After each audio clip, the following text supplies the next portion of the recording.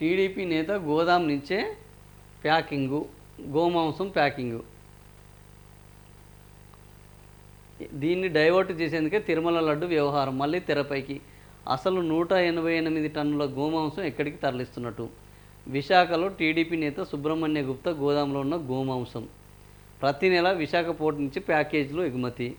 6 శాంపిల్స్ని October 3న forensic పంపిన పశుసంవర్ధక శాఖ. 3 నిషేధిత గోమాంసం ఉన్నట్లు గుర్తింపు. మిగిలిన వాటిలో 2 ఎద్దువి, 1 గేదె మాంసం. సోంట్యాలోని కోల్డ్ స్టోరేజ్లో దొరికిన 9,921 బాక్సులు. టీడీపీ ఎమ్మెల్యే అనుచరుడు గుప్తా గోడౌన్గా గుర్తింపు. డిఆర్ఐకి అప్పగించకుండా అడ్డుకుంటున్న సర్కారు.